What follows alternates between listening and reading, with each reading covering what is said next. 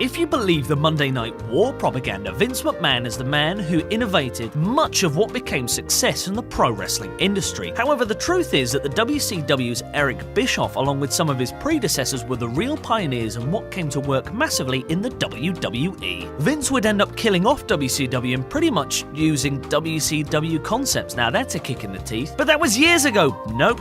Have a look at present day. Ryback is the all-new Bill Goldberg. He's a spitting image puppet of Goldberg. I'm Cal from What Culture, and here is 10 gimmicks stolen from WCW. Number 10. Nitro-inspired Raw. Despite Raw debuting 2 whole years before Nitro, it was WCW's Monday night flagship which really influenced the stature of professional wrestling. So, how are they similar, Cal? Well, Nitro ran for a 2-hour format since May of 1996. Raw copied that in February 1997 after Mr. McMahon heard loud and clear that Nitro's unopposed hour was winning the war. Not only was there the extra hour, but also the live format, giving the idea of an anything can happen thing. Despite Raw not going live until 1999 with Vince's ideology of nothing can go wrong if it's live. Well, it can go wrong. Remember your hamstrings problem, Vinny. Nitro also led the way in a 3-hour format that Raw would eventually copy a decade later. Number 9. Mr. McMahon is a rip-off of Eric Bischoff. The Mr. McMahon gimmick is one of the greatest of all time, and it was his heel act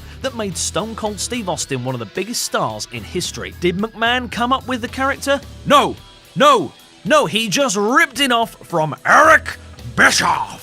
As WCW president, he became the egomaniac opposing the notorious NWO, only to join the group later in 1996. WCW would eventually suspend him due to his abuse of power, only of course to return wreaking havoc and even wrestling at Starrcade 97. Essentially, Bischoff was doing the heel GM a good year before McMahon. Number 8. DX is a rip-off of the NWO. The NWO invented the cool heel faction which D-Generation X later copied using great effect. The history books portray DX as the great innovators, with the NWO legacy being focused upon its failures. The actual truth is NWO stole it from New Japan. Scott Hall and Kevin Nash coming as outsiders in 1996, they then formed the NWO with Hulk Hogan, the intention to take over. When DX came about, the NWO had already been around for a year, and DX's merchant was even black and white, just like the NWO's. Let's get ready to borrow from the NWO! Number 7. War Games inspired the Elimination Chamber. The War Games match was originally created by the great Dusty Rhodes in the late 80s, becoming a success story in the NWA's Great American Bash. WCW absorbed the match as a part of their expansion, featuring heavily in the 90s as one of their key selling points. Triple H has always been a fan of the gimmick, and in the early 2000s got Vince McMahon's batshit crazy ear on about it and ripping it off, thus creating the Elimination Chamber. Although several good matches, there's nothing quite as good as the early WCW War Game bouts. Number 6. Starrcade inspired WrestleMania. Apparently, WrestleMania revolutionized the industry in 1985, when in fact NWA Jim Crockett Promotions, that would later become WCW, hosted the first Starrcade in 1983, becoming the first North American supercard not WrestleMania. Not only that, but Starrcade was being broadcast on closed-circuit TV, something Vince didn't bother doing until 2 years later. McMahon decided that he had invented the concept of a pay-per-view megacard, but in actual fact, he was just going off what Starrcade had done. Number 5. The Cruiserweight division. Eric Bischoff gets way little credit for implementing the Cruiserweight division in WCW. It was Bischoff who would bring the high work rate guys like Rey Mysterio and the fantastically brilliant Eddie Guerrero, and thank God he brought in someone like Guerrero. For that, Bischoff, we are all in debt to you forever. Giving WCW some of its greatest matches ever, McMahon tried to rip off the gimmick with his own light heavyweight division in 1997, but it never really caught fire, unlike the Latino heat that was burning away in WCW. Vince outright stole the gimmicks, bringing Rey Mysterio with his masks, instantly becoming a huge star. The fact was, if it wasn't for Bischoff, we may never have seen the likes of Eddie Guerrero becoming WWE Champion. Number 4. Sting inspired The Ultimate Warrior. As the 1980s came to a close, Sting had established himself as the next big thing of professional wrestling. Colourful gear and face paint made him far more appealing than the aging, haggard Hulk Hogan. Vince obviously took note of this and decided to push his own face-painted wrestler to the top of 1990. Although The Ultimate Warrior had the bright colours and face paint of Sting, he clearly didn't have the wrestling ability. While Sting rocketed to the great heights of 1990, Warrior was floundering as WWF champion. Number 3. The Higher Power and the Black Scorpion. Speaking of Sting, in the 1990 championship run, he was haunted by the Black Scorpion, a mystery figure as viewed as Sting's biggest threat. After the build-up of months and months, Sting finally wrestled the Black Scorpion at Starrcade 1990. Upon defeating him, Sting unmasked the heel to find out that it was the one and only Ric Flair. Woo!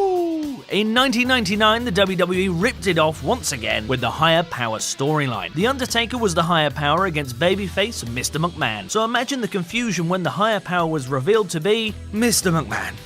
In both instances, fans felt left down. Mystery heels are always fun, but not when it turns out to be the same old wrestler. Number 2. Thunder and SmackDown. The WWE often hype up how they were so popular that they launched a second weekly broadcast of SmackDown in 1999. However, the gimmick of the more wrestling-focused show later in the week was actually once again a WCW innovation. They launched Thunder on Thursday nights from January 1998 onwards, preceding SmackDown by over a year. Number 1. Ric Flair and the world title. One of the most literal examples of WWE stealing a WCW gimmick was when Vince McMahon brought Ric Flair in 1991, even bringing the WCW world title and literally presenting the WCW's main franchise on WWE television. The level of copying was so high the world title had to be removed on legal grounds. A decade later, Vince once again brought back the world championship into WWE, but in 2013 WCW's greatest gimmick prop had died with WWE's inability to sustain 2 equal world championships. Did we miss any out? Let us know in the comments below, and don't forget to like, share and subscribe.